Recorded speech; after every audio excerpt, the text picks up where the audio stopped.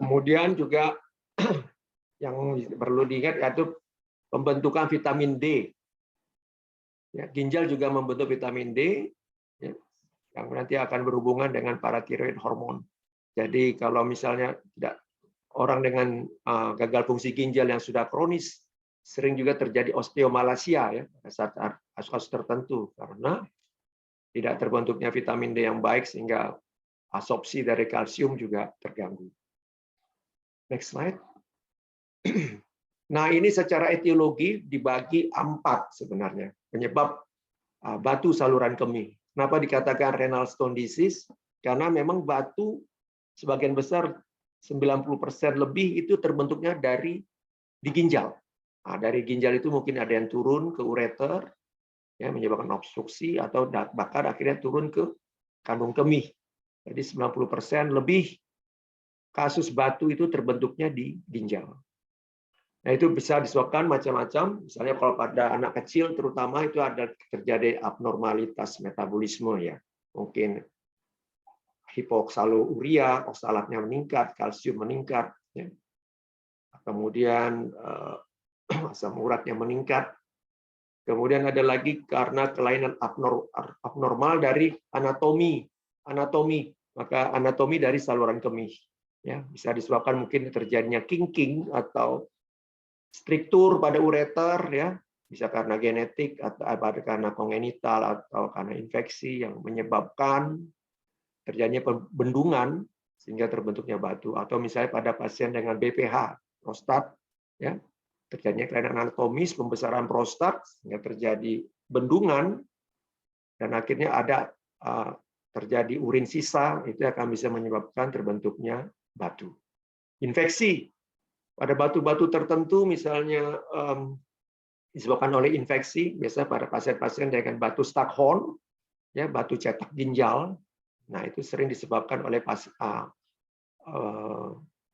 kuman-kuman yang memetabolisme urea seperti pada Proteus atau Pseudomonas.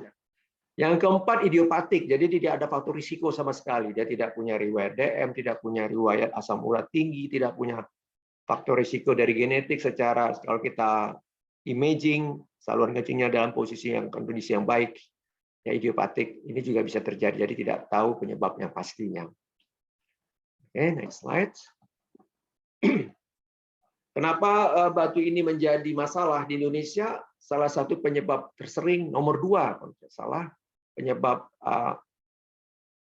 gagal ginjal pada orang-orang pasien di Indonesia adalah karena terbentuknya batu saluran kencing, ya, yang menyebabkan komplikasi terbentuknya abses, ya, yang bisa kita nyebut pionefrosis, dan kalau absesnya pecah terjadi fistel, dan kadang-kadang di pinggang nanti lubang kecil yang keluar urin, terbentuk fistel urin bisa terjadi. Dan yang paling sering yang kita dapatkan di klinis itu fungsi ginjal yang terganggu dari ringan, sedang sampai berat, ya, dari acute kidney injury sampai CKD, ya, sampai harus akhirnya transplantasi atau hemodialisa.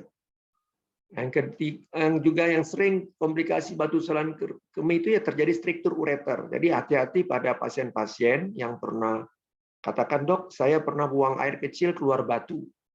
Kata harus pastikan imaging, ya, minimal USG, apakah imaging USG atau BNPP bahkan, apakah sesudah keluarnya batu itu tidak menyebabkan struktur, kan? Mungkin karena ada infeksi yang tidak diobati dengan baik, ya. Nah, ya itu, atau seperti jaringan keloid pada ureter. Ya, kita tahu ureter itu diameternya kecil, ya, sekitar 4-5 mm. Jadi kalau terjadi radang atau inflamasi yang tidak sembuh dengan sempurna akan menyebabkan terjadi keloid di situ, fibrosis. Dan itu akan menyebabkan gampang terbentuk batu yang baru atau bahkan bisa secara lambat laun merusak ginjal. Yang terakhir yang mungkin jarang temukan tapi bisa terjadi itu urosepsis. Ya, sepsis karena kuman-kumannya sudah tidak terlokalisir lagi di saluran kemih tetapi melalui pembuluh darah dan jaringan limfatik masuk ke dalam sirkulasi darah sehingga menyebabkan infeksi ke tempat-tempat yang lain. Next slide. Nah, tipe-tipe batu, nah ini mungkin setelah info bisa kita tahu. Dari tipe batu inilah sebenarnya kita bisa dasar dari kita untuk memberikan tips kepada pasien untuk apa yang boleh dimakan, apa yang tidak boleh dimakan untuk pencegahannya secara umum.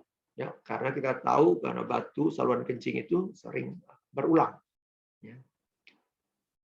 Yang sering juga ya adalah oxalate stone, ya. Ini komponen yang sering terjadi, merupakan komponen terbesar juga dari batu, paling sering terjadi.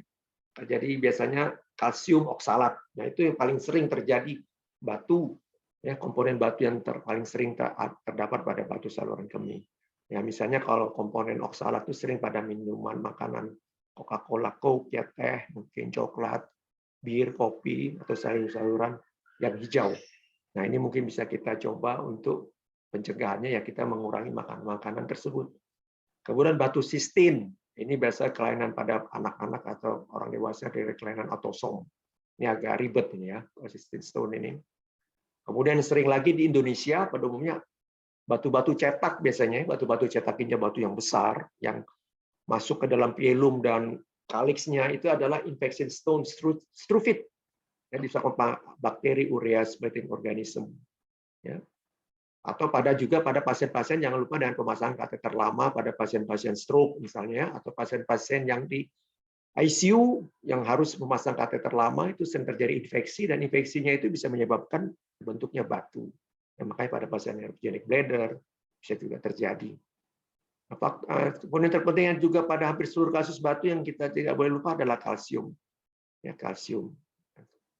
Ya, next slide. Nah, sekarang kita masuk ke dalam pemeriksaan fisik. Mungkin ya teman-teman sejauh sudah hafal lah ya tentang anamnesis dan pemeriksaan fisik. Mungkin ini hanya untuk mengulang kembali apa yang dimaksud dengan batu ginjal, yaitu pembentukan materi keras menyerupai batu yang berasal dari mineral dan garam dalam ginjal. Ya, gejala-gejalanya umum seperti sering buang air kecil, ya terasa. Tapi sering buang air kecilnya itu biasanya disertai dengan rasa nyeri, ya. Jadi tidak semua nyeri, kemudian nyeri pada perut, ya bagian bawah, atau samping, pinggang dan area selangkangan. Cuman satu yang harus gejala nyerinya ini sekarang agak spesifik, ya, nyeri yang menjalar, ya revert pain, misalnya dari nyeri belakang selain langsung ke perut bawah atau sampai ke skrotum atau ke daerah vulva. Nah, itu dia. Jadi dia jarang misalnya nyeri perut, pinggang sampai misalnya ke tungkai, ya, ke tungkai bawah. Nah, itu lebih mungkin kita bisa DD itu dengan neuropati perifer atau ada penjepitan saraf tepi, ya, atau ANP. Atau kencing juga kadang-kadang sedikit-sedikit, ya tidak tuntas, ya. Kalau misalnya kencingnya terjadi sumbatan batu ureter kanan kiri atau yang sampai ke atau buli, kadang-kadang malah tidak terjadi keluar urin sama sekali. Itu bisa. Itu merupakan satu kegawat daruratannya. Ya, slide. Nah, kemudian diagnosis, ya. Diagnosis itu bisa dilihat dari laboratorium misalnya, ya, bisa macam dari fungsi ginjal, dari urin. Mungkin ada sedikit yang saya ingin tekankan dari urinalisis, ya. Ini mungkin teman-teman sejawat mungkin tidak semua batu di dalam sedimen urinnya itu ada mikroskopik hematuri. Itu hanya terjadi sekitar 80-85%. Ada 15% kasus mikroskopik hematuri tidak terjadi. Jadi jangan kita andalkan dari urin saja. Misalnya dia ada nyeri pinggang, kemudian di pemeriksaan urin, oh tidak ada darah, oh kita langsung konklusi, oh ini hanya spasme otot atau neuropati. Tidak. Ingat 15% sampai 20% urin bisa normal pada pasien-pasien dengan batu saluran kencing. Nah, itu harus diingat, ya, harus dilanjuti.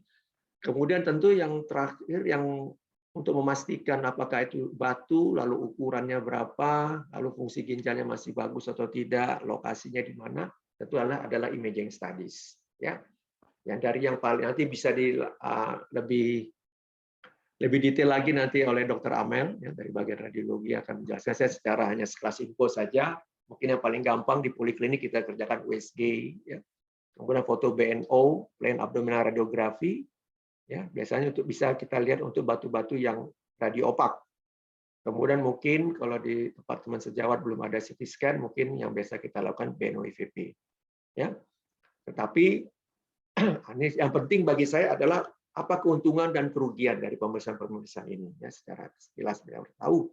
Misalnya keuntungan dari BNPVP ya, yang mungkin paling masih banyak dilakukan pada rumah sakit ya, belum mempunyai CT scan yang multi slice ya mungkin ya. Mungkin itu keuntungannya ada, yaitu mungkin bisa melihat secara jelas visualisasi dari struktur dari traktus urinarius ya. Kemudian bisa melihat batu secara tidak langsung atau langsung melihat dari ada feeling defect ya. Nanti bisa dijelaskan lebih lanjut dari Dr. Amel. Kemudian kita bisa melihat secara relatif fungsi ginjal. Nah, ini penting karena untuk melihat untuk penanganan selanjutnya. Karena kalau fungsi ginjalnya sudah tidak baik, tentu otomatis terapi konservatif harus ditinggalkan. Ya, jadi ada keuntungannya kita bisa melihat fungsi ginjal. Makanya mungkin ada istilah non visual ginjal, ya fungsi ginjalnya terlambat, ya kontras, pasase kontras yang terlambat, nah, itu menunjukkan bahwa adanya penurunan fungsi ginjal. Ya, dan ketiga, hemat biaya ya, mungkin pemeriksaan yang paling murah yang ada ya, NIVP. Nah, tetapi tentu ada juga kerugian-kerugiannya. Ya, misalnya ya kadang-kadang persiapan kolonnya tidak nyaman untuk pasien ya, kadang-kadang jadi pemeriksaannya juga bisa berlangsung lama, bisa berjam-jam, apalagi kalau fungsi ginjalnya tidak jelas ya. Kadang-kadang harus kita tunggu kontrasnya 90 menit, 120 menit, ya tidak efisien sama sekali. Sedangkan pasien masih tetap puasa. Ya. Nah, tidak bisa dilakukan pada pasien-pasien dengan fungsi ginjal yang jelek. Ya, dan juga ada faktor risiko, mungkin alergi segala macam. Ya. Kemudian yang sering kita lakukan sebenarnya untuk mengganti ini adalah CT scan. Tapi yang biasa kita lakukan sih CT scan non kontras ya untuk yang pertama kali. Jadi jarang kita lakukan langsung CT scan dengan kontras. Tentu ada indikasi-indikasi tertentu di mana kita langsung harus melakukan CT scan atau CT urografi dengan kontras. Tapi yang saya bicarakan ini CT urografi yang tanpa kontras ya. Biasanya ini yang paling sering kita lakukan. Ya, tentu otomatis keuntungannya cepat ya, tidak perlu pakai CT scan, tidak perlu pakai kontras, tidak perlu pemeriksaan yang fungsi ginjalnya mau berapapun bisa kita lakukan. Jadi pada pasien-pasien yang fungsi ginjalnya jelek kita bisa lakukan ya. Dan memang untuk spesifitas dan sensitivitasnya untuk melihat batu, baik batu opak maupun batu lusen jauh lebih tinggi ya. Tetapi tentu ada juga kekurangannya yang tidak bisa melihat fungsi ginjal ya, fungsi ginjal. Jadi kadang-kadang kita harus misalnya CT scan-nya ini ya kita harus melakukan lagi ulang atau terpaksa harus kita lakukan dengan WRS ya. Dan tentu jauh lebih mahal ya daripada pemeriksaan BNIVP. Oke. Lanjut slide. Nah, ini mungkin jelas kelas info tentang ini foto BNO, kita lihat bayangan opak batu di sini. Nah, ini batu ya, terus lanjut. Nah, ini mungkin USG ya, USG ginjal sebelah kiri dan ini USG kantong kencing, bisa kita lihat ya, lanjut. Nanti bisa dijelaskan lebih lanjut. Nah, ini kira-kira gambaran CT scan yang kita lakukan, ada batu ya, lanjut. Nah, ini batu pada foto BNO pada batu multiple dari kandung kemih ya. Nah, sekarang adalah pengobatan, ini yang penting ya. Treatment itu ada dibagi ada 3 macam ya sebenarnya, medical care, emergency, dan surgical care. Medical care ini adalah jika syaratnya obstruksinya minimal ya, jadi nyeri mungkin skala 2, 4 gitu ya, yang tidak terlalu nyeri dan belum ada terjadi infeksi. Kemudian dari pemeriksaan foto ukuran kurang dari 5 mm itu bisa dilakukan secara konservatif ya. Ya, tentu diberikan alpha blocker mungkin yang sering sekarang kita lakukan, tamsulosin ya, 0,2 sampai 0,4 mg sekali sehari pada malam hari, dan analgetik. Tentu kita memakai analgetik dari NSAID ya yang kuat. Misalnya ketorolac, kalau bilang pada ketorolac misalnya ketes, macam-macam analgetik atau buscopan plus bisa kita lakukan ya kan. Dan dievaluasi selama 3 sampai 4 minggu. Tapi memang di buku-buku sering katakan 3 sampai 4 minggu, tapi kalau saya sarankan mungkin sekitar 2 minggu saja ya, karena memang kalau masih sakitnya berlanjut, bisa kita dirujukan ke urologi. Pemberian antibiotik tentu bisa diberikan atas indikasi ya. Kalau misalnya dari pemeriksaan darah, leukosit darahnya agak tinggi, di atas 10.000 boleh diberikan antibiotik. antibiotik golongan Cipro, ya. Itu yang lebih sering kita berikan. Kemudian emergency management. Nah, ini mungkin pemberiannya ini diberikan pada waktu yang nyeri kolik yang sangat hebat sehingga harus masuk UGD. Ya, masuk ke gawatan darurat, harus diberikan pemberian parenteral narcotics, misal petidin, ya, atau morfin. Ya. Kalau petidin kita bisa masukkan bolus 25 mg, ya, diencerkan dalam 10 cc aqua proinjek, kemudian yang 75 mg-nya bisa kita drip dalam 8 jam di dalam ring AS atau RL, ya. Dan diberikan juga dikombinasi dengan obat-obatan analgetik kuat, NSAID, misalnya ketorolak atau apapun, atau ibuprofen, ya, 3 kali 600 mg, 400 mg. Dan diberikan antibiotik. Tidak selalu pasien kolik diberikan antibiotik, ini mungkin harus ditindaklanjuti. Dia harus digarisbawahi. Antibiotik diberikan dengan indikasi misalnya ada riwayat demam, riang, atau leukosit darah di atas 10.000, atau adanya di dalam urin ada bakteri positif atau terjadi leukosituri, ya, yang ya. Nah, itu boleh diberikan antibiotik. Ya, jadi pemberian antibiotik dengan indikasi. Tetapi juga jika tidak menolong, ya, dikatakan ada indikasi untuk intervensi, ya. Indication for early intervention ini adalah secara pembedahan tentu di dalam arti mungkin endoskopi, ya. Misalnya ini indikasi pada terjadi obstruksi, ya, obstruksi total, kemudian infeksi yang terus menerus, ya, leukosituri, ya, terus lalu leukositosis, ya, walaupun sudah diberikan antibiotik, kemudian nyeri terus menerus walaupun sudah diberikan pemberian obat analgetik yang paling kuat pun masih nyeri, ya. Atau terjadi penurunan fungsi ginjal. Nah, ini harus ditindaklanjuti mungkin dengan ureteroskopi, URS, ya, atau seperti itu misal contohnya. Dan yang ketiga, nah, ini adalah surgical care. Nah, surgical care ini dibagi dari yang non invasif sampai yang invasif. Kita mungkin jelaskan dulu dari yang non invasif yang kita ada, ya. Yang mungkin yang sering sekarang yang digembar-gemborkan extracorporeal shock wave lithotripsy ini dipakai di seluruh dunia. Dan kebetulan di Siloam itu sudah memakai WOLF yang P3000 plus, ini adalah yang paling baru, ya, di dunia yang paling baru, yang tidak semua dimiliki oleh semua rumah sakit, ya. Ini adalah first line treatment. Karena berdasarkan American Urologic Association, semua batu di bawah 2 cm, baik batu ginjal maupun batu ureter, itu bisa dilakukan SPL dengan successful rate-nya antara sekitar 80 sampai 90%, tergantung ada beberapa faktor, ya. Oke.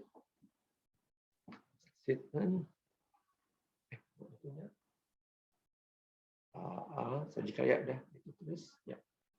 Nah, mungkin juga kita harus tahu secara garis besar apa yang indikasi dan kontraindikasi. Tadi sudah dikatakan indikasi sudah jelas, ya. Tadi indikasinya mungkin di bawah 2 cm. Ya, walaupun sebenarnya 2 cm pun bisa. Makanya kita coba juga berhasil.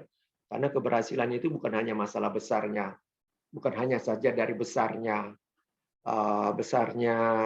batu, tetapi dari komposisinya. Kalau komposisinya lunak, apalagi lebih banyak mengandung asam urat, bisa kita lakukan. Ini tentu ini ada kontraindikasi dari absolut, ya. Jadi ini sama sekali tidak boleh dilakukan. Nah, ini mungkin jadi teman-teman sejauh bisa memilah pasien-pasien yang sama sekali tidak bisa dilakukan SWL. Pasien-pasien yang masih dengan urosepsis tidak boleh. Karena kita tahu salah satu efek samping dari SWL adalah infeksi. Nah, kita akan memperburuk, dan biasanya tidak akan berhasil. Keberhasilan 0%. Ya. Dan menyebabkan jadinya infeksi yang terlokalisir, akhirnya menjadi masuk ke dalam darah. Dalam darah, ya, karena terjadi luka, ya. Walaupun bagaimanapun amannya, SWL itu akan menyebabkan luka. Makanya pada pasien-pasien yang post SWL sering disertai dengan kencing berdarah. Nah, otomatis infeksi yang masuk akan terjadi sepsis, tidak boleh. Yang kedua, adanya gangguan fungsi pembekuan darah yang tidak bisa diperbaiki. Ya, itu bahaya. Ya. Misalnya ada trombositopeni atau PT memanjang, ya. Nah, itu tidak bisa diperbaiki. Misalnya kalau yang bisa diperbaiki, misalnya orang-orang sakit jantung, misalnya pemasangan stent yang sudah mendapatkan obat-obat antikoagulan, ya, itu bisa dihentikan dulu obat antikoagulannya sekitar 1 sampai 2 minggu. dan diperiksa lagi PTA-PTT, BTCT yang normal, bisa dilakukan SWL. Tetapi yang tidak bisa diperbaiki tidak boleh. Orang hamil, jelas, ya, karena kita juga memakai. Nah, bisa terjadi abortus, ya, karena itu tidak boleh. Kemudian batu-batu yang tidak bisa obstruksi, ya, yang sangat besar, ya, yang tidak bisa dikoreksi hanya dengan SWL. Kita bisa misalnya batu 2 cm yang sudah menempel dengan keras atau fungsi ginjalnya sudah tidak ada, tidak bisa. Karena syarat dari keberhasilan SWL adalah fungsi ginjal harus relatif lebih baik pada sisi yang dilakukan tindakan. Ya, nah ini bisa juga kita lihat secara garis besar dari box kontraindikasi urosepsi obstruksi, mungkin yang tadi batu lebih dari 2,5 cm. Ya. Batu di ureter dikatakan relatif kontraindikasi kalau batunya di bawah 1 cm ke bawah, itu bisa kita lakukan SWL. Tapi kalau sudah 1 cm ke atas, misalnya 2 cm, ya mungkin kita konversi menjadi URS. Ya. Nah, kenapa? Ini kita harus tahu juga, kita jangan menggampang, oh SWL aman, SWL aman. SWL juga tidak aman, cuma relatif lebih aman dibandingkan yang lain. Nah, ini kita lihat efek samping dari extracorporeal suspect lithotripsy, yaitu terjadi edema parenkim sampai terjadi perdarahan. Nah, yang biasa kita takutkan adalah hematom. Bahkan saya dulu mendapat kasus pasien sampai harus ditransfusi, ya, karena hematom yang besar, ya, dan juga bisa menyebabkan hipertensi pada jangka panjang, walaupun persentasenya kecil. Persentasenya berapa sampai sekarang belum ada, tidak bisa dipastikan. Ya, jadi SWL juga bukan tindakan yang aman tanda kutip, ya. Memang lebih aman dibandingkan yang misalnya kita harus melakukan invasi yang lebih besar. Ya, oke, next slide. Nah, ini mungkin kita lihat. Nah, ini dia nih batu di ureter distal yang kita sedang SWL, ya, yang gelombang suara extracorporeal suspect lithotripsy. Nah, itu kelihatan batunya pecahkan, itu tampak buyar, ya. Nah, itu kira-kira apa yang kita lakukan pada pasien dengan SWL. Next slide. Nah, ini kalau URS, ureteroskopi, URS itu bisa kadang-kadang dikatakan ureteroskopi, ada yang mengatakan ureterorenoskopi. Jangan bingung, ada 2 singkatan, ada yang bilang ureteroskopi saja, ada yang bilang ureterorenoskopi. Nah, biasa dilakukan pada ukuran batu sekitar 1-2 cm, dan ada yang gangguan fungsi ginjal. Kalau tidak ada gangguan fungsi ginjal, mungkin bisa kita coba dengan SWL. Nah, ini kelihatan batu ureter distal, bisa kita hancurkan nanti dengan, kalau kita belum ada holmium laser, biasa kita pakai ultrasound energi atau litoklas, kita hancurkan batunya. Ya, ini ultraskopi. Nah, ini alatnya kita punya. Ya, slide. Nah, ini ada extracorporeal suspect lithotripsy yang kita punya sekarang, P3000 plus, ya, dari Wolf. Ya. Jadi dia mempunyai keunggulan-keunggulan, ya mungkin angka keberhasilan bisa lebih tinggi dan mengurangi nyeri dan bisa dilakukan one day care. Tentu dengan kasus tertentu, ya, tidak semua bisa one day care. Tetapi kalau misalnya contohnya dia punya dari riwayat bulu kencing manis, atau riwayat infeksi saluran kencing, lebih baik dirawat 1 hari. Atau batunya cukup besar. Ya. Slide.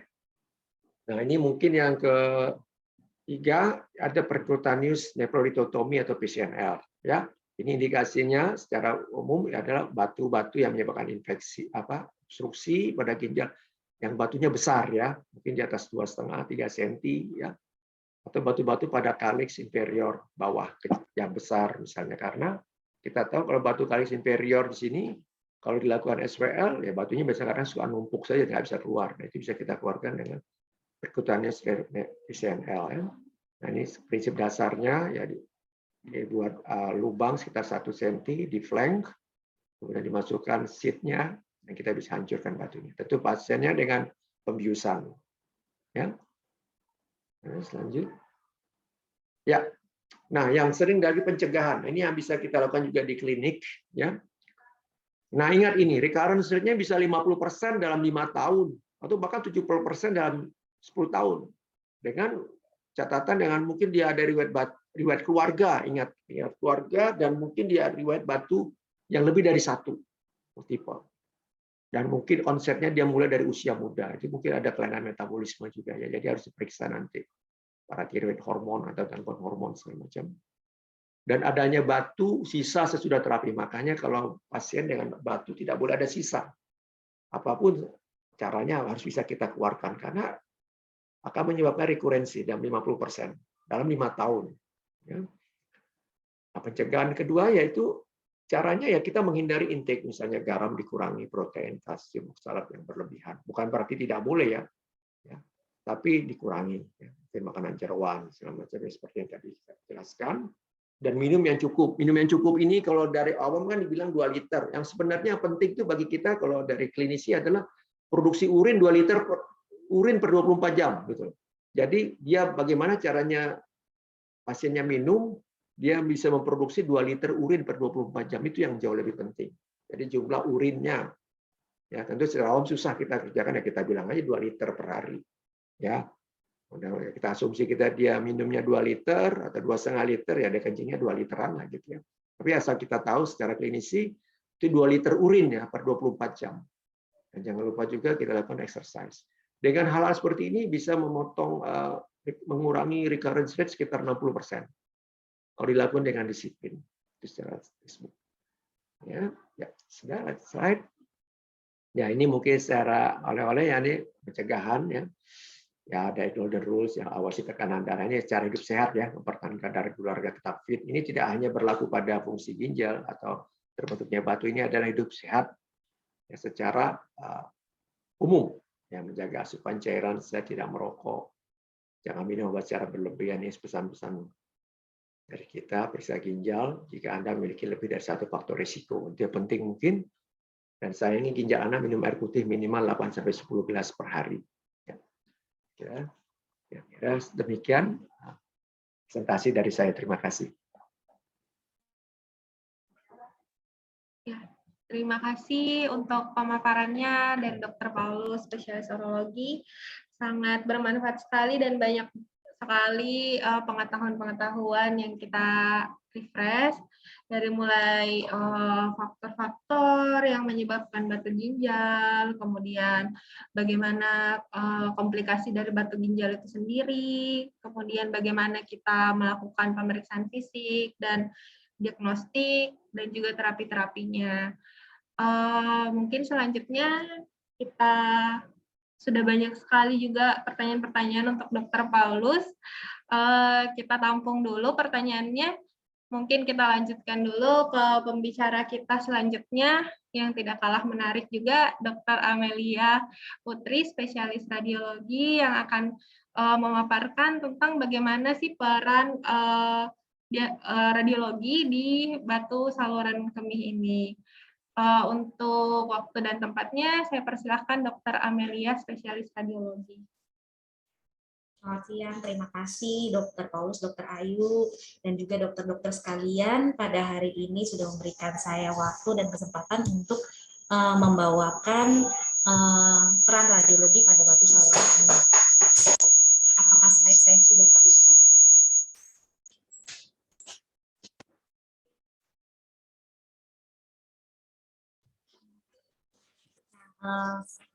Saya akan mulai. Saya pertama akan membahas tentang anatomi dari tractus urinarius. Mungkin dokter-dokter sekalian semuanya sudah tahu bahwa batu itu bisa terjadi di berbagai organ tractus urinarius, mulai dari ginjal, kemudian ureter, lalu juga di buli maupun juga saluran setelah buli yaitu uretra.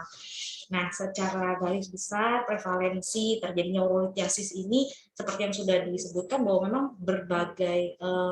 bervariasi ya, dan angkanya selalu meningkat, bukan cuma di benua Amerika, di Eropa, tapi juga di Asia. Termasuk di Asia Tenggara bisa mencapai sampai 19% angkanya, dan memang angka rekurensi untuk urolithiasis ini sendiri cukup tinggi dalam jangka waktu 3-5 tahun, itu bisa mencapai 53%. Dan seringnya justru urolithiasis ini diderita oleh golongan usia dewasa muda, yaitu 30 tahunan. Dan biasanya laki-laki itu lebih sering dibandingkan perempuan untuk menderita urolithiasis ini. Nah, untuk komponen batunya sendiri itu bervariasi, tapi yang tersering memang merupakan komponen kalsium oksalat, tapi tidak semua batu urolithiasis itu sebenarnya memiliki komponen kalsium, tapi ada juga komponen-komponen lainnya selain dari yang kalsium. Nah, faktor resikonya bervariasi seperti yang tadi juga udah sempat disebutkan bahwa bisa dipengaruhi oleh usia, perempuan atau laki, kemudian kebiasaan dari intake makanan maupun minuman, iklim, pekerjaan, kemudian level edukasi, status sosial ekonomi, genetik maupun obat-obatan atau kelainan metabolik. Nah, terlepas dari itu semua, angka peningkatan dari prevalensi terhadap urologiasis ini tentu juga tidak lepas dari karena kemampuan teknologi untuk mengevaluasi dari batu saluran kemih, diantaranya yaitu alat USG ataupun CT scan. Nah, saya mencoba mencari literatur yang menjelaskan tentang epidemiologi urolitiasis di Indonesia. Ternyata memang batu saluran kemih ini termasuk dalam 3 besar penyakit yang paling sering di urologi. Di antaranya adalah infeksi saluran kemih dan juga BPH. Dan memang sesuai seperti yang epidemiologi di dunia, itu lebih sering pada laki-laki di usia 30-50 tahun, dan terseringnya komponennya adalah batu kalsium oksalat. Nah, secara klinis sendiri, itu biasanya pasien datang dengan nyeri. Nyerinya ini bisa juga berupa kolik yang disertai dengan mual muntah, dan memang tidak semuanya memiliki hematuria. Jadi hanya ada sebagian kecil dari pasien yang memang tidak datang dengan hematuria. Tapi adanya batu saluran kemih ini bisa menyebabkan obstruksi yang akhirnya menyebabkan pyelonefritis ataupun sepsis. Gitu. Nah, di mana sih peran radiologi? Nah, radiologi ini berperan pada diagnosis dari urolitiasis. Nah, diantaranya modalitas yang digunakan menurut literatur adalah X-ray, ultrasonografi maupun CT scan, di mana CT scan merupakan gold standarnya. Karena itu saya akan membahas 3 modalitas ini. Saya akan membahas mulai dari X-ray, tapi tujuan dari secara garis besar tujuannya dilakukan pemeriksaan imaging adalah untuk menentukan di mana sih posisi batunya. Kemudian ada atau tidak komplikasi yang disebabkan oleh batu. Semua informasi tersebut tentu untuk membantu para klinisi untuk menentukan terapi selanjutnya yang akan dilakukan pada pasien. Nah, kita mulai dari yang pertama, yaitu X-ray non-kontras. Mungkin dokter-dokter sekalian sudah familiar sekali dengan pemeriksaan ini, pemeriksaan DNO. Pemeriksaan ini memang sering dilakukan karena memang mudah dilakukan, kemudian harganya juga tidak mahal, dan hampir semua rumah sakit memiliki modalitas X-ray. Dia juga satu kali difoto, jadi makanya biasanya radiasinya pasti kecil, namun memang sayang angka sensitivitas dan spesifisitasnya itu tidak terlalu tinggi. Angkanya aja sampai cuma maksimalnya 59%, dan untuk sensitivitasnya dan spesifisitasnya hanya mencapai 77%. Tentu ini juga dipengaruhi oleh karena nggak semua batu saluran kemih itu memiliki komponen kalsium. Kemudian akan sulit bila memang terdapat banyak fekal material, dan di mana batunya juga nggak otak-otak banget. Nah, ini contoh gambarannya. Kalau pada pasien ini, kedua pasien yang berbeda, tapi bisa kita lihat dengan jelas gambaran bayangan otaknya. Nah, ini perlu dikasih tahu juga posisinya di mana, kemudian ukurannya berapa. Pada kedua pasien ini cukup bisa terlihat jelas karena memang dia terlihat otak sekali dan tidak ada gambaran udara usus yang terlalu prominent ataupun fekal material yang prominent, sehingga dapat tervisualisasi dengan baik.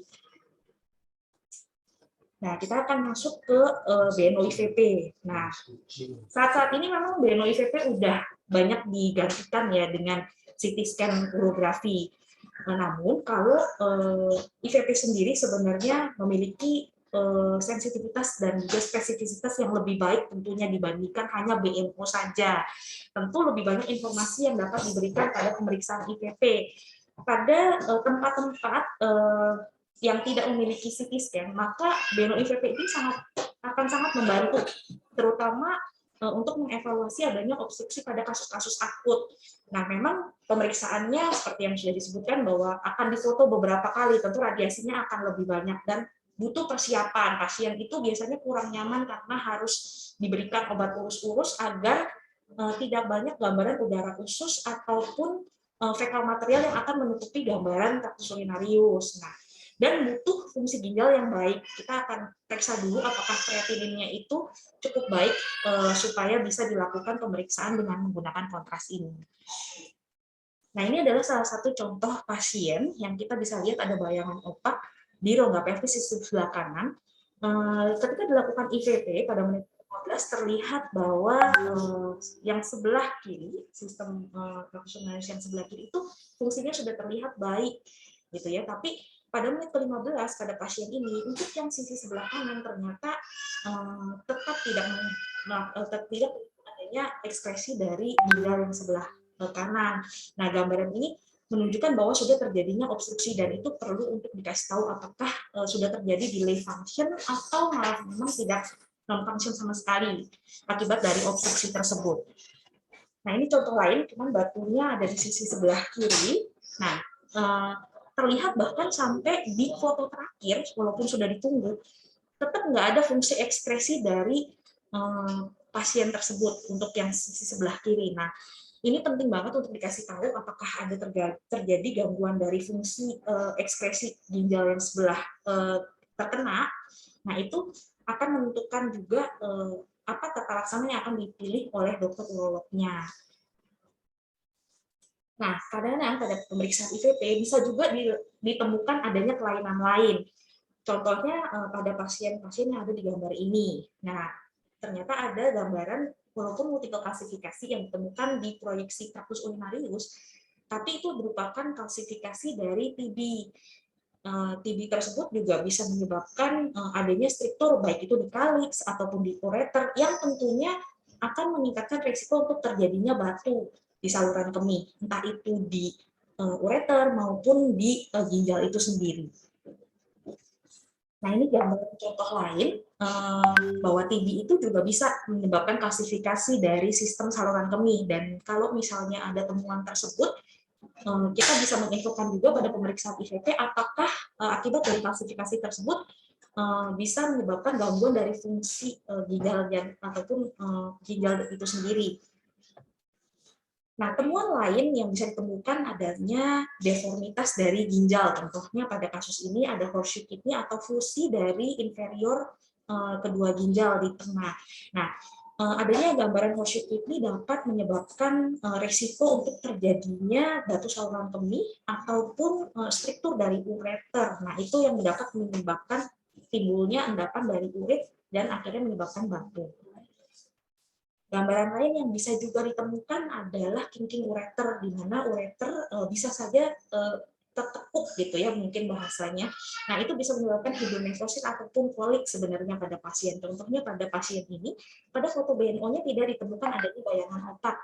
Namun terlihat dari gambaran IVP-nya memang terjadi hidronefrosis atau pelebaran dari sistem saluran kemih yang sisi sebelah kanan. Namun penyebabnya ternyata adalah kinking dari ureter. Nah, saya akan masuk ke modalitas berikutnya yaitu ultrasonografi. Nah, ultrasonografi ini mudah dilakukan, cepat, tidak terlalu mahal, dan ada di mana-mana. Keuntungan lain adalah dia tidak menggunakan radiasi. Jadi, untuk ultrasonografi ini merupakan pilihan pada wanita hamil ataupun juga anak-anak.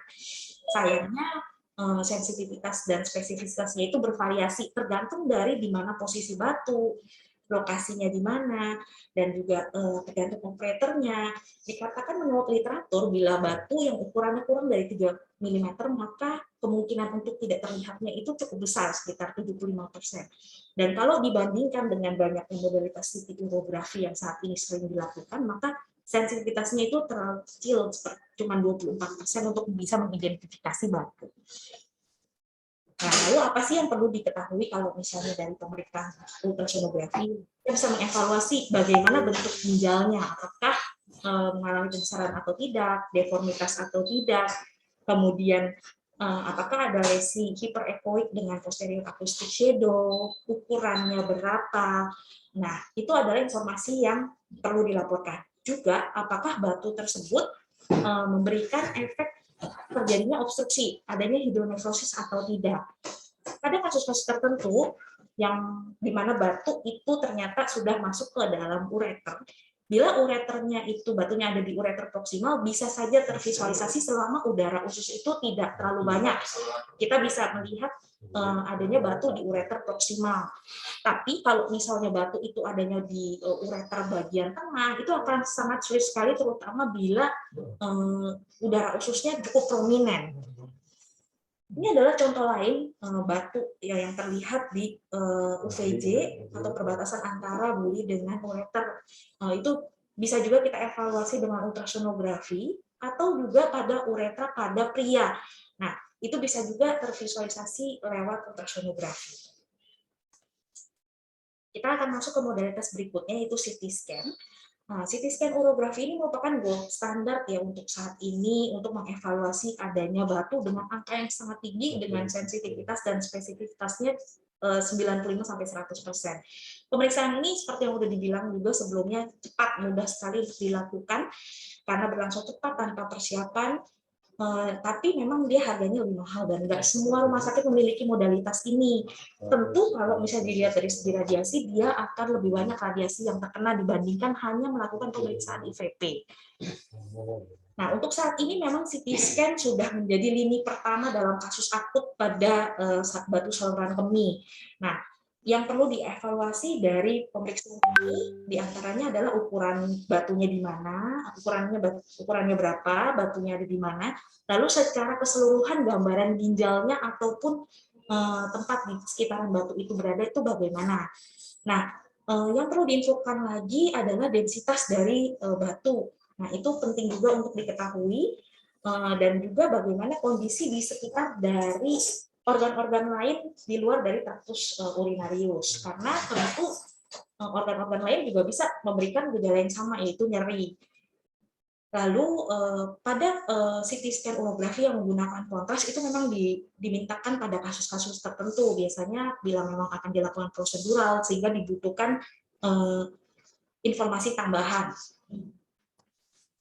Nah, seperti yang tadi sudah disinggung bahwa kita penting banget untuk mengukur densitas suatu batu karena pada banyak literatur saat ini itu menentukan mengatakan bahwa kalau densitasnya lebih dari 1000 HU itu biasanya akan keberhasilan ESW itu akan rendah tergantung dari komponennya. Nah, itu perlu juga untuk diinfokan supaya dokter bisa menentukan kira-kira apa modalitas pilihan untuk tata laksananya. Ini adalah salah satu contoh CT scan urografi di mana ditemukan batu di daerah UPG sebelah kanan, ternyata sudah menyebabkan obstruksi berupa hidronefrosis dari ginjal sebelah kanan. Nah, ini adalah contoh rekonstruksi dari CT urografi dengan kontras. Kita juga bisa memperlihatkan bahwa batu itu bukan cuma ada di pelvis renalis, tapi juga di calyx inferior, karena tentu tata laksananya akan berbeda bila batunya hanya satu atau multiple. Ini gambaran lain, contoh kasus pada gambaran BNO terlihat adanya multiple bayangan otak di hemiabdomen sebelah kanan, yang proyeksinya memang menunjukkan sepertinya proyeksi ginjal ya. Tapi pada saat CT scan urografi ternyata didapatkan multiple bayangan otak tersebut bukan hanya adanya di parenkim ataupun di sistem saluran kemih dari sisi sebelah kanan, tapi ternyata kalsifikasi itu juga berada di ekstrarenal. Jadi adanya di mesenterial, baik di medial ataupun lateral dari ginjal. Walaupun memang ditemukan juga batu pada sistem saluran kemih sisi sebelah kanannya. Nah, ini contoh lain dari CT scan urografi, bisa terlihat bahwa ginjal yang sebelah kanan itu mengalami deformitas dengan multiple kalsifikasi. Namun kalsifikasi juga terlihat bukan cuma di sistem saluran kemihnya, tapi juga ada di mesenterial, di perirenalnya. Terlihat di sini ada fat stranding atau kesuraman dari lemak mesenterial sekitar renal yang mungkin menunjukkan adanya proses inflamasi di situ.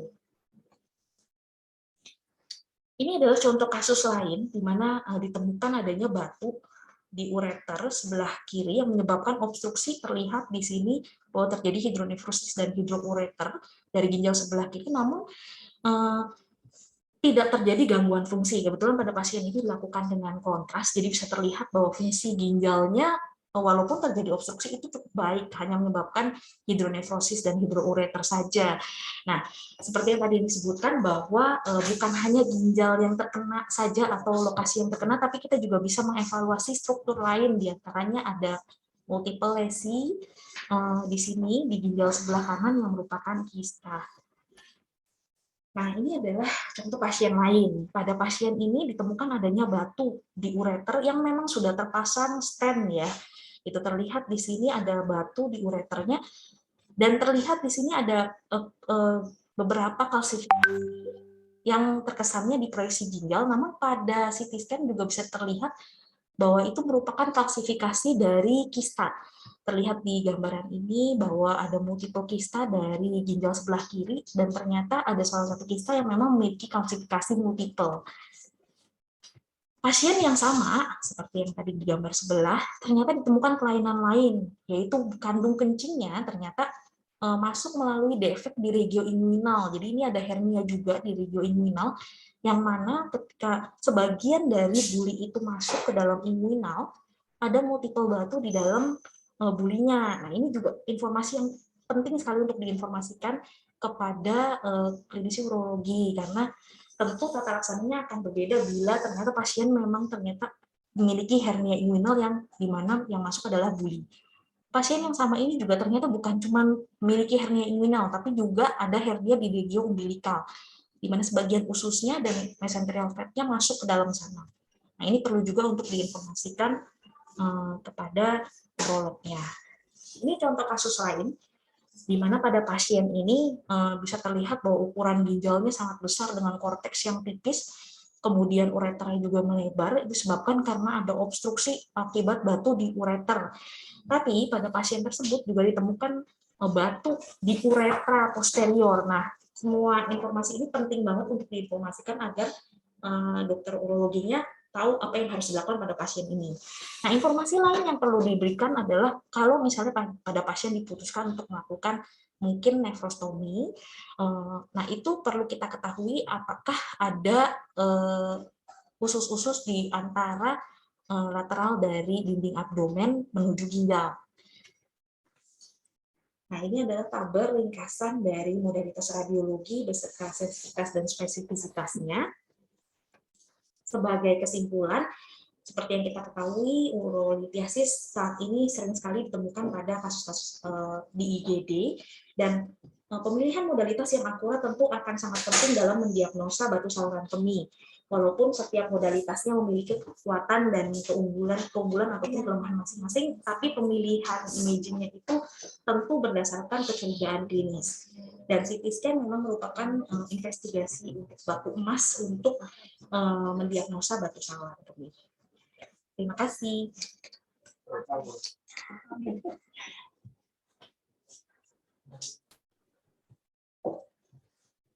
Ya, terima kasih Dokter Amel untuk pemaparan materinya.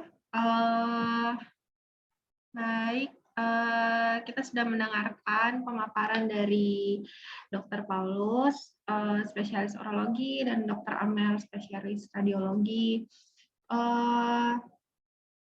Kalau begitu kita buka saja sesi tanya jawabnya. Ini sudah banyak sekali penanya, terutama untuk Dokter Paulus ya. Kita mulai dari Dokter Dodi Kusuma. Ini dari Rumah Sakit Mitra Medika Narkom. Mohon izin bertanya kepada Dokter Paulus. Apakah BSK perlu pemakaian antibiotik? Lalu kalau perlu, pilihan pertamanya apa, Dok? Untuk pengobatan obat herbal penghancur batu itu bagaimana, Dok? Apabila pasien ada riwayat gagal ginjal, bagaimana terapi BSK-nya? Terima kasih banyak atas jawabannya, Dok. Jadi mungkin Dokter Paulus bisa menjawab. Terima kasih untuk Dokter Dodi Kusuma. Ya, dikatakan pertanyaan pertama saya jawab, apakah BSK perlu pemakaian antibiotik? Tidak semua BSK harus diberikan antibiotik. Jadi ada indikasi pada pemberian antibiotik. Yang pertama ada tanda-tanda memang simptomnya dia mempunyai ada infeksi. Misalnya bisa ada riwayat demam atau ya riwayat demam misalnya, atau kemudian dari pemeriksaan lab ada leukositosis ya lebih atas 10.000, dan kemudian dari urin ada leukosituri ya. Nah, itu mungkin perlu pemakaian antibiotik, atau kita memang sudah tahu bahwa batunya itu batu struvit yang seperti tadi saya kasih beritahu tadi, batu struvit ya, yang batu memang disebabkan oleh infeksi. Nah, itu mungkin perlu pemberian antibiotik. Jadi tidak semua batu perlu diberikan antibiotik. Jadi antibiotik diberikan dengan indikasi. Pilihan pertama adalah golongan sebenarnya yang lama itu dari golongan sulfa ya. Kemudian misalnya trimetoprim ya. Golongan trimetoprim itu bisa 2 kali 800 mg atau yang obat yang baru trimetoprim sulfamethoxazim itu ya. Itu obat yang lama, yang baru mungkin golongan ciprofloxacin 2 kali 500 atau levo, golongan levo 1 kali 500 sampai 1 kali 750 mg itu bisa diberikan. Jadi pilihan pertama dari golongan cipro. Kemudian untuk penggunaan obat herbal penghancur batu ini memang kontroversi ya. Karena obat yang dikatakan obat herbal penghancur batu seperti kita ketahui misalnya seperti kejibeling itu sebenarnya lebih banyak efek diuretiknya. Jadi dia menghancurkan batu dengan memperbanyak air kencing yang tadi yang dikatakan jadi memproduksi urin ya, jadi 2 liter per hari ya, sehingga otomatis kalau kita mau memakai obat penghancur herbal penghancur batu ini ya sebenarnya adalah notabene adalah diuretik, kita diandaikan juga orangnya harus banyak minum. Jadi mungkin 2 liter juga minumnya, kalau enggak dia bisa terjadi dehidrasi, baik dehidrasi ringan kadang-kadang. Ya itu yang harus jadi boleh-boleh saja memakai penghancur batu tentu dengan indikasi ya tadi yang batunya tidak lebih dari 4 mm ya 5 mili ya bisa saja diberikan. Tetapi obat herbal ini tidak akan berguna bagi orang mungkin yang dengan fungsi ginjalnya tidak baik ya, karena kita agak sulit memantau kalau dia disuruh minum 2 liter lalu tahu overhidrasi lagi ya nanti ya jadinya balance positif. Jadi hati-hati diberikan obat herbal penghancur batu pada pasien-pasien dengan fungsi ginjal yang tidak baik ya. Karena kita susah memantau untuk produksi urinnya 2 liter per hari. Kalau kita kasih 2, bukannya dia harus dibatasi minumannya ya. Jadi agak sulit. Saya tidak anjurkan. Jadi saya anjurkan kalau memang mau diberikan obat herbal ada pasien dengan fungsi ginjal yang baik. Kemudian apabila pasien dari riwayat gagal ginjal, bagaimana terapi batu saluran kemih? Ya itu tadi yang saya katakan, jangan diberikan obat herbal. Ada riwayat gagal ginjal, bagaimana terapi?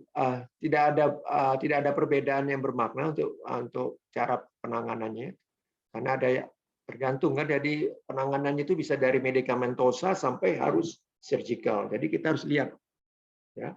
Kalau misalnya pasien misalnya dengan batu yang agak besar atau fungsi ginjalnya jelek ya lebih baik mungkin kita harus langsung ke surgical mungkin ya, bisa nanti tergantung indikasi dan kontraindikasinya. Jadi gagal ginjal yang penting adalah optimalisasi. Jadi fungsi gagal ginjal itu kan bermacam-macam, ada dari ringan, sedang sampai berat. Yang paling kasar kita bisa melihat dari penurunan fungsi urium kreatinin. Walaupun secara kasar itu, karena penurunan urium kreatinnya sudah meningkat, itu berarti minimal 30% sudah terjadi kerusakan ginjal. Nah, jadi fungsi ginjal urium kreatinnya normal bukan berarti dia benar-benar fungsinya normal ya. Yang lebih tepat mungkin filtration rate yang kita lihat atau GFR, atau yang lebih tepat lagi sebenarnya itu adalah secara nggak bisa kita di sini mungkin di rumah sakit besar ya dengan radioterapi dengan apa namanya? Dengan scanning nuklir ya, sintigram itu yang lebih tepat, renogram. Dengan renogram itu lebih tepat bisa melihat fungsi ginjal kanan dan kiri secara splitting. Ya itu. Kira-kira itu jawabannya. Kemudian yang lain apalagi? Oke, terima kasih Dokter Paulus untuk jawabannya. Sebelumnya untuk para peserta semuanya silakan mengisi lembaran evaluasi, formulir evaluasi untuk absensi. Jangan lupa menuliskan nama beserta gelar yang lengkap untuk di sertifikat, untuk dicantumkan di sertifikat nanti. Kemudian nanti setelah sesi tanya jawab juga kita ada foto bersama dengan pembicara. Oke, kita lanjutkan ke pertanyaan berikutnya. Ini dari Dr. Krisni di PKM Danau Indah untuk Dr. Paulus juga. Ini pertanyaannya, apa tindakan yang dilakukan pada keloid ureter? Ya, makasih. Baik sekali ini pertanyaannya. Ini memang menjadi salah satu dilema pada di bagian urologi ya. Karena keloid seperti kita tahu, keloid itu bisa berulang. Jadi berarti bukan dia lepas jadi keloid itu tidak bisa berulang. Jadi pertama yang biasa kita lakukan ureteroskopi. Kalau keloidnya itu menyebabkan struktur yang tidak panjang, ya, misalnya kurang dari 5 mili mungkin ya, bisa kita lebarkan dengan alat ureteroskopi. Kemudian kita pasang double G, ya, digestent, sekitar 3 bulan sampai 6 bulan ya kalau dia keloidnya agak berat. Tetapi kalau masih tetap berulang saja, keloidnya harus dibuang. Jadi di resesi anastomosis. Jadi keloidnya dibuang, dipotong gitu, lalu ureter proksima dengan distanya kita sambung. Itu kalau pada pasien-pasien yang keloid struktur ureter yang sudah berulang dan berat, yang dengan terapi tindakan di ureteroskopi dan dipasang digestent, dilebarkan itu sudah gagal. Makanya kita hati-hati. Sekali dia sudah terbentuk keloid ureter itu penanganannya agak lebih ribet ya. Tapi untungnya keloid ureter yang sering pada batu itu sebagian besar kasus biasanya hanya terjadi stenosis atau struktur ringan. Jadi penanganannya lebih mudah. Baik, terima kasih dok. Oke, berarti kalau ada keloid ureter sangat penanganannya harus lebih dalam lagi ya dok ya, karena agak lebih susah ya dok. Oke, dilanjutkan. Ini ada pertanyaan untuk Dr. Amel dari Dr. Krisni lagi di PKM Danau Indah. Ini untuk Dr. Amel. Pertanyaannya, BNO-IVP berapa lama akurasinya? Bila hasilnya belum indikasi tindakan operasi, apakah setelah 3 bulan BNO-IVP masih berlaku, dok? Dipersilakan, Dr. Amel. Baik, terima kasih sekali atas pertanyaannya. Jadi ini sebenarnya pertanyaannya untuk follow up kasus dari urolitiasis ya, menggunakan modalitasnya apakah dengan BNO-IVP lagi dalam jangka waktu 3 bulan atau tidak. Nah, sebenarnya yang perlu kita ketahui adalah data awalnya dulu, apakah urolitiasisnya ini satu di ginjal saja atau di ureter saja, menyebabkan obstruksi atau tidak. Nah, kemudian apakah batunya ini yang di awal adalah batu opak atau tidak, karena kalau misalnya batunya di awal aja bukan batu opak, tentu evaluasinya akan sulit bila menggunakan BNO saja. IVP bisa saja tetap diperlukan bila memang ternyata dari follow up menggunakan ultrasonografi ternyata masih menyebabkan hidronefrosis bila batunya di ureter misalnya. Nah, perlu atau tidaknya IVP ini tetap dilakukan lagi tentu bila temuan klinisnya memang masih ada atau muncul kembali, atau memang dari tata laksana yang dilakukan batunya tidak sepenuhnya hancur seperti yang tadi dibilang, biasanya memang harus sampai batunya udah nggak ada lagi kalau di sistem saluran kemih.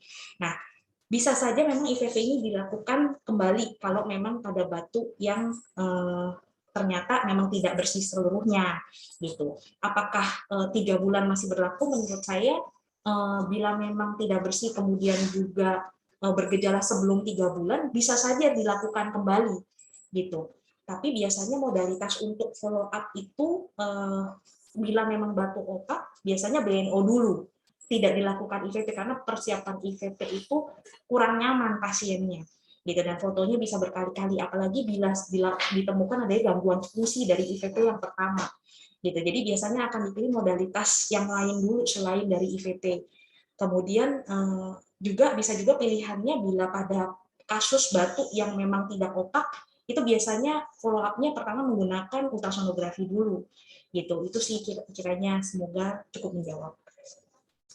Oke, terima kasih Dokter Amel. Berarti BNO-IVP kita pakai lebih dipilih BNO dulu ya, tanpa kontras, karena lebih nyaman untuk pasien. Kemudian untuk BNO-IVP juga kita pakainya biasa untuk lebih ke evaluasi kasus ya.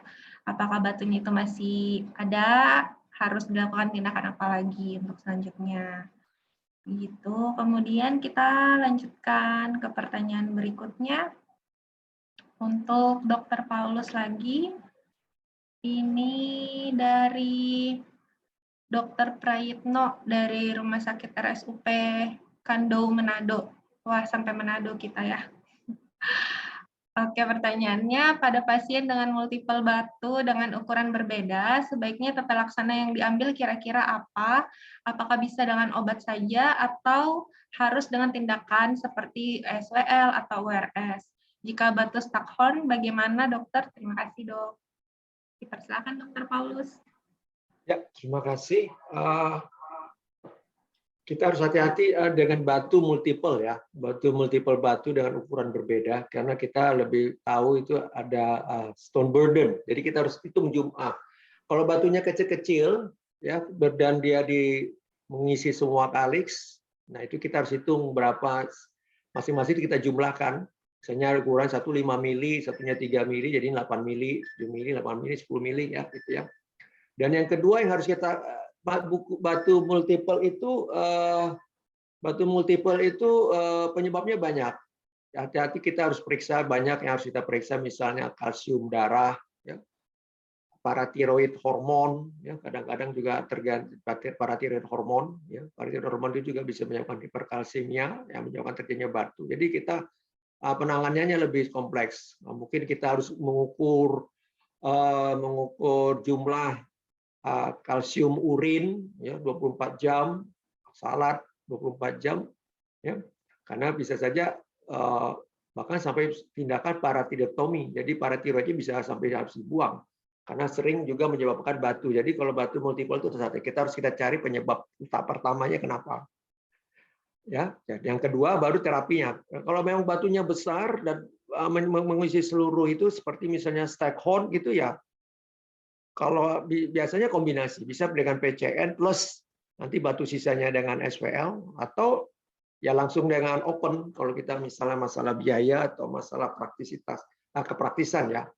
Karena PCN dengan batu Stockhorn juga kemungkinan besar pasti akan ada batu sisa, dan batu sisanya itu bisa kita lakukan dengan SWL, atau pilihannya kedua ya open bivalve ya. Kalau kita kerjakan juga bisa bivalve Stockhorn ya. Tapi biasanya kita harus tindak lanjut batu Stockhorn, biasanya fungsi ginjalnya masih baik ya. Jadi walaupun dia itu cetak, tapi dia tidak obstruksi total biasanya. Jadi kita harapkan kita masih bisa menyelamatkan ginjalnya, jangan sampai dibuang kalau bisa. Ya. Terus dengan obat saja pasti nggak mungkin ya. Kalau dengan batu multiple, kecuali kalau batu multiple itu maksudnya apa? Kalau misalnya cuma 1 mili gitu, ya mungkin dengan ya kita pun juga mau SWL agak susah ya. Kita SWL mungkin kombinasi dengan obat bisa. Jadi ya tergantung ukurannya itu berapa. Nah seperti kita kasih tahu tadi, hanya bisa konservatif tuh kalau ukurannya hanya di bawah 5 mili. Jadi kalau misalnya ada batunya 5, ukurannya 1 mili, ya 5 batu kecil-kecil, hitungannya kan jumlah kan, 5 kali 1 mili kan jadi 5 mili, itu bisa. Tapi kalau ukurannya di atas itu, pasti udah kembali ke terapi yang lain. Ya. Mungkin surgical, mungkin ya dari SWL sampai ke open, ke PCN itu bisa. Seperti sesuai dengan tadi yang indikasi yang sudah diberikan. Ya, jadi jangan hanya nggak mungkin bisa diobatin saja kalau misal batunya lebih dari 4 atau 5 mili.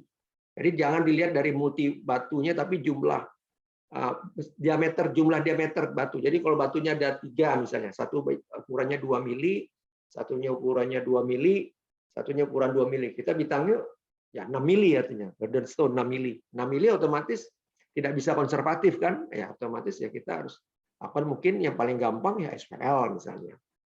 SWL kemudian bisa dikombin dengan obat-obatan, misalnya obat-obatan yang tadi yang dikatakan obat-obat herbal itu bisa saja, ya bisa seperti itu. Ya, jadi kita lihat dulu burden stone. Jadi bukan hanya dari batunya multiplenya, tapi ukuran seluruh batu itu berapa. Ya, kira-kira itu. Terima kasih. Baik, terima kasih Dokter Paulus. Berarti kita lihat dari jumlah diameternya ya dok ya. Baru kita bisa tentukan untuk tindakan selanjutnya. Lanjut dari pertanyaan berikutnya dari Dr. Mervin di Rumah Sakit Lira Medica. Untuk Dr. Paulus, ini pertanyaannya banyak sekali dok. Kita jawab satu-satu ya. Ini yang pertama, faktor resiko batu saluran kemih. Benarkah pada suplemen kalsium oral beda garam kalsium bisa beda resiko batu saluran kemih. Misal kalsium fosfat, kalsium sitrat, kalsium karbonat, kalsium laktat, kalsium dari susu. Kemudian ini berarti pertanyaan pertama ini dari, faktor resiko batu saluran kemih ya dok ya. Iya. Kalau perbedaan suplemen itu bisa menyebabkan batu nggak. Terus yang kedua itu masih faktor resiko juga dok. Apakah konsumsi teh dapat menyebabkan resiko batu yang bermakna? Padahal katanya secara logika kalau konsumsi teh itu diuresis jadi banyak kencing, maka oksalatnya pun ikut terbuang. Kemudian selanjutnya itu konsumsi vitamin C. Apakah di atas 500 mg per hari juga bisa menyebabkan resiko batu saluran kencing? Ya, terima kasih atas pertanyaan yang bagus sekali nih dari Meveni ya. Faktor risiko batu saluran, saya bisa jawab satu-satu ya. Apakah benar suplemen kalsium oral beda garam kalsium bisa beda risiko batu saluran kemih, misalnya kalsium fosfat, kalsium? Sebenarnya enggak, perbedaan yang penting di sini adalah seperti tadi kita bicarakan, komponen terbesar pembentuk batu itu kalsium ya, kalsium. Jadi yang penting di sini bukan garam fosfatnya, sitratnya, karbonatnya, tetapi kalsiumnya. Nah, jumlah kalsium yang penting. Ya. Memang di sini ada misalnya kalsium sitrat itu dia lebih basah sifatnya, kalsium karbonat lebih basah ya. Tapi tidak bukan berarti dia mengurangi risiko terbentuknya batu sepanjang kalsiumnya yang diminum. Jadi di sini yang menyebabkan komponen yang menyebabkan batunya itu tidak ada tergantung dari apa garamnya, tapi kalsiumnya. Ya. Jadi kalsium. Jadi makanya kalau di dalam pencegahan itu yang dilihat tuh kalsiumnya. Jadi bukan berarti kalsium tidak diminum, cuman kalsiumnya dikurangi. Karena kalsium ini termasuk faktor utama pembentuk batu. Makanya ada namanya kalsium oksalat ya. Itu paling banyak. Ya, jadi makanya biasa kita diet makanan tuh kita utamakan tuh kalsium dan oksalat. Yang menyebabkan makanya minum makanan yang banyak mengandung kalsium, mungkin dari tulang-tulang, dari dari misalnya vitamin ya, dari vitamin ya, paling banyak kan kita vitamin. Karena kita sering minum vitamin yang seharusnya berlebihan. Misalnya contohnya saja seperti vitamin C.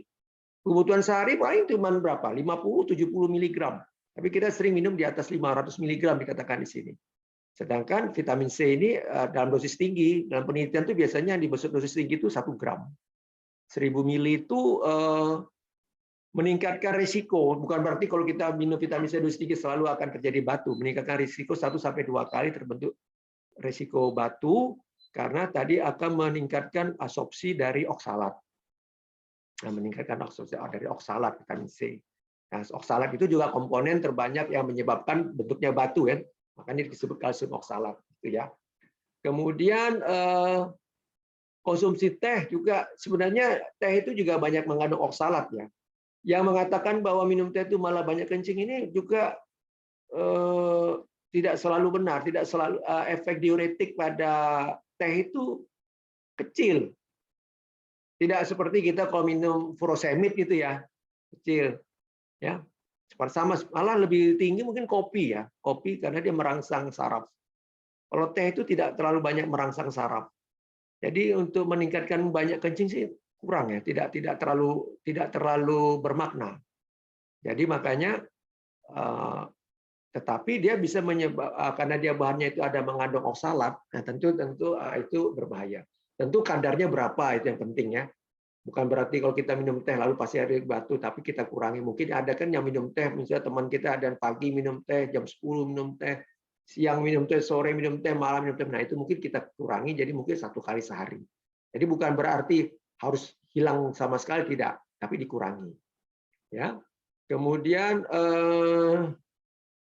evidence base untuk herbal penghancur batu, tempuyung, ini sebenarnya lebih banyak diuretik ya. Makanya biasanya kalau kita mau memberikan obat ini harus dengan asumsi minumnya juga harus cukup. Kalau tidak bisa terjadi dehidrasi. Tentu ya ini sudah terbukti lah ya, dia menyebabkan diuretik pasti. Jadi diuretik jadi batu-batu force diuresis. Jadi diharapkan batu-batu yang kecil tadi, yang 4 mili, 5 mili ya seperti kena banjir bandang itu bisa terdorong yang akhirnya keluar. Jadi gitu ya. Jadi lebih banyak sebenarnya efek diuretik.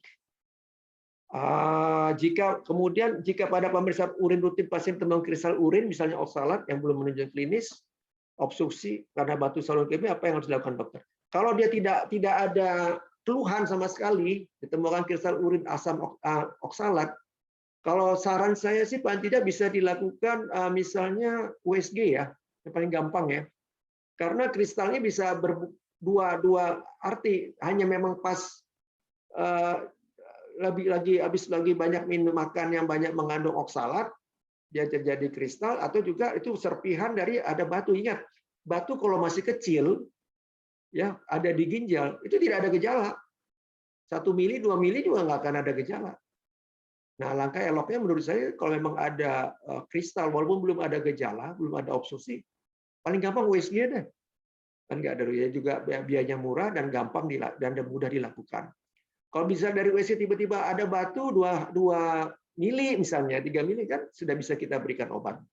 Tapi kita ada database untuk melakukan terapi gitu. Kalau misalnya dari USG tidak ada apa-apa, ya mungkin asumsi kita mungkin dia sebelumnya ini mungkin dia habis banyak makan daging misalnya, atau yang minum teh kebanyakan ya sehingga banyak oksalatnya begitu. Jadi saya pikir kalau tidak ada keluhan, kita ketemu kristal urin, saran saya adalah USG. Karena tidak semua batu saluran kemih ada gejala. Nah, itu yang kadang-kadang yang suka terlambat kita datangnya. Ya, batu saluran kemih akan menyebabkan gejala jika sudah ada terjadi obstruksi atau bendungan atau sumbatan atau terjadi infeksi. Itu dia, baru ada gejala. Selama itu belum terjadi, biasanya tidak ada gejala. Maka tidak heran kadang-kadang tidak ada gejala sekali di USG batunya udah 3 cm. Bisa, karena dia tidak menyebabkan obstruksi atau dia tidak menyebabkan infeksi. Sehingga nyerinya tidak. Jadi hati-hati dengan batu. Jadi batu itu bisa jadi seperti silent killer ya. Nah, jadi kalau saran saya kalau sudah ada seperti ini USG saja. Terima kasih. Oke, terima kasih Dokter Paulus untuk jawabannya. Kita lanjut ke pertanyaan selanjutnya. Ini untuk Dokter Amel ya, Dok. Dari Dokter Dodi lagi di Rumah Sakit Mitra Medika. Mohon izin bertanya, Dok, kenapa pada pria sering terkena BSK daripada wanita? Dan terima kasih banyak atas jawabannya. Dipersilakan Dokter Amel. Baik, terima kasih atas pertanyaan. Dokter Paulus lebih paham sih ya sebenarnya kenapa pria dibandingkan wanita itu lebih sering. Tapi dari saya baca yang menyebutkan berbagai insiden itu karena pria itu kan biasanya bekerja di luar ya. Nah, itu sebenarnya ketika bekerja itu jadinya konsumsi airnya itu jadi sangat rendah mungkin dibandingkan dengan yang lebih banyak di rumah. Itu sih yang latar belakangnya kenapanya gitu kalau dari literatur yang saya baca, karena memang banyak di luar dan banyak aktivitas itu membuat seseorang mengkonsumsi air jadi lebih rendah dibandingkan dengan tentu yang selalu ingat untuk minum air, dan itu menjadikan faktor risiko yang menyebabkan terjadinya batuk. Oke, terima kasih Dokter Amel. Berarti lebih faktor resikonya karena konsumsi airnya ya, Dok. Oke, kita lanjut. Ini mungkin pertanyaan terakhir ya, yang dijawab. Sebenarnya masih banyak sekali pertanyaan di kolom chat ini, cuman karena keterbatasan waktu, jadi mohon maaf sekali harus kita batasi ini untuk pertanyaan terakhir yang mungkin bisa dijawab dari narasumber kita siang hari ini. Oke. Ini dari Dokter Farahya S. Putri. Ini mungkin lebih ke kasus ya, untuk Dokter Paulus. Oke, ini dari anamnesa dan pemeriksaan fisik. apakah bisa ditentukan letak batu saluran kencing di ginjal, di ureter, atau di vesika urinaria, atau di uretra. Kemudian ini ada kasus dari Dokter Faraya, ada pasien laki-laki 45 tahun dengan keluhan nyeri pinggang menjalar ke tungkai kanan, sudah berobat ke dokter spesialis saraf, dilakukan MRI lumbosakral, kemudian selain didapatkan ada HNP L4, L5, dan didapatkan batu multiple di ginjal juga. Dikonsulkan ke urologi, setelah dilakukan operasi didapatkan 5 batu ginjal. Jadi sebenarnya yang menyebabkan nyeri ini saraf terjepitnya atau batu ginjalnya. Mungkin bisa dibantu jawab, Ya. dokter. Ya, terima kasih atas pertanyaan yang baik sekali. Ya, dari anamnesis dan permintaan fisik memang kadang-kadang bisa ya untuk mengetahui letak batu ya, walaupun tidak bisa secara tepat ya. Apalagi kalau pasiennya sudah minum obat. Kalau misalnya masih murni, misalnya letak batu itu, misalnya kalau dia di ginjal, ya di UP Junction gitu, nyerinya terlokalisir, biasanya hanya di flank aja ya, pinggang. Tetapi kalau dia itu sudah flank, atau bisa juga sampai ke nyerinya bisa hanya di situ, atau kadang-kadang dia bisa sampai ke buah zakar, ke skrotum, ya ke skrotum, atau ke vulva ya pada wanita. Ya. Kalau misalnya di ureter tengah, biasanya nyeri di pinggang bawah ya, nyeri di bawah ke depan. Kalau dia di ureter distal, biasanya disertai anyang-anyangan. Jadi frekuensi atau batu atau karena ada gejala iritatif ya yang mengenai kandung kencing, karena dia dari ureter distal sudah dekat tuh dengan kandung kencing. Ada iritatif, jadi anyang-anyangan, mungkin kencingnya tersendat, tidak tuntas, nah itu bisa. Kalau di batu kandung kemih, itu biasanya karena biasanya yang terjadi adalah terminal disuri, jadi nyeri pada saat akhir kencing, karena batunya bergerak biasanya, ini batu yang masih bisa bergerak ya. Akhir kencing biasanya rasanya sakit, akhir kencing. Kemudian yang kedua, kalau batunya masih bisa bergerak, berubah dengan perubahan sikap tidur. Kalau misalnya dia duduk, mungkin dia kencingnya terganggu atau kayak tersendat. Kalau dia berubah, mungkin dia tiduran, berbaring atau apa, dia kencingnya bisa lebih atau dia agak berubah posisi, dia lancar. Itu bisa bergulir ya. Itu pada batu-batu yang masih kecil. Kalau pada uretra biasanya sakit kencingnya, nyeri kencingnya. Atau bahkan kalau nyeri kencing dari awal sampai akhir kencing. Inisial, mid, dan terminal disuri, dan kencing tidak lancar. Dan kalau misalnya batunya besar ya kadang-kadang terjadi retensi ya.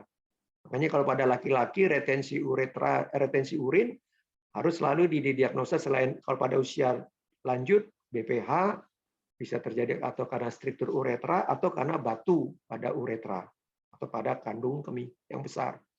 Kalau yang berikutnya itu nyeri pinggang, memang di sini karena overlap jadinya ya. Nyeri pinggang itu bisa disebabkan juga dari HNP dan juga dari ginjal. Cuma nyeri pada batu ginjal atau batu saluran kemih tidak pernah menjalar ke tungkai. Ingat itu.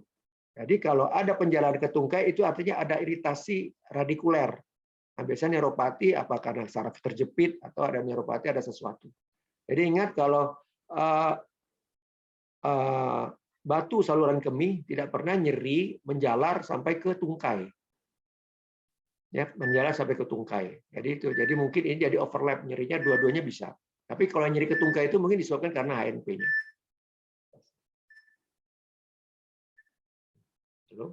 Oke, baik. Terima kasih Dokter Paulus.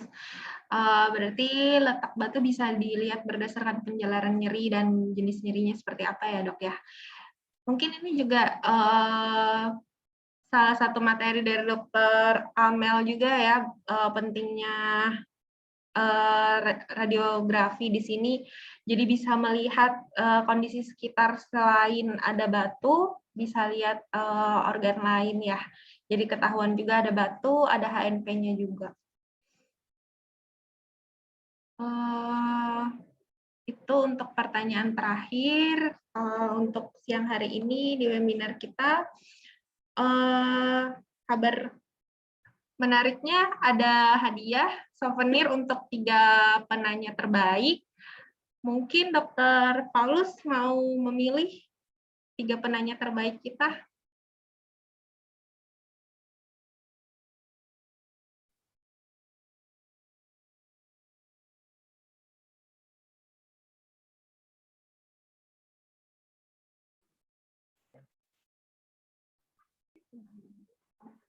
Iya. Oh ya, kalau dari Dokter Amel mungkin ada yang berkesan pertanyaannya, Dok, dipilih untuk mendapatkan hadiah souvenir dari Siloam.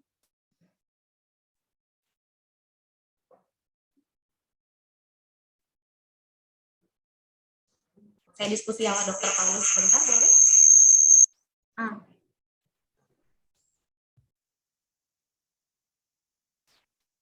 Baik, teman-teman.